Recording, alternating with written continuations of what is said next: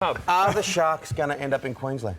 Oh, look, obviously the Sharks fans were absolutely fuming at this story earlier in the week. One bloke even said to me there were nooses hanging from every telegraph pole down in the Shire for next time that I go down there. But one thing that I did want to stress is that, I thought that was probably just got valid origins, a little bit too heavy. One thing that I did want to stress in relation to this yarn is this story came out of NRL headquarters, okay? So people in the highest office of the game are discussing the possibility, and we only wrote it as discussing, we didn't say lock, stock and barrel, they're guaranteed moving. But people have discussed it. Independent commissioners have discussed it.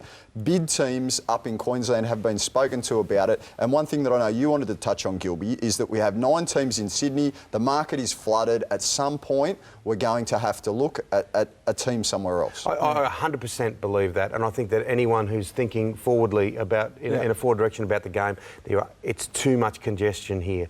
Queensland's screaming for it. You've got Perth screaming for it. You've got even Wellington and Central Queensland. There's an enormous amount of interest in places that have valid arguments for having teams. There's too many here. Yeah, there is, and we need another team in Brisbane, undoubtedly. It's, the heartland of rugby league now, and, the fans are the ones that dictate the future of their clubs. And I went to the finals a few weeks ago, watched the Sharks versus the Sea Eagles, and where were the fans? You want to blow up. They're going to be after you. Well, you want to blow up. You want to blow up about your team being there. Get there and support them.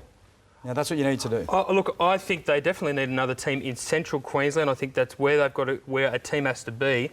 But if they relocate a Sydney team, particularly Cronulla, to Central Queensland, they are kidding themselves if they think it's going to work, and that the people up there or the community up there are going to take it. It's the logical place for it to be ahead of Perth. It's a rugby league heartland. They've got money. They've got Rio Tinto ready to get on board. They've got the Queensland government ready to build a 22,000-seat stadium.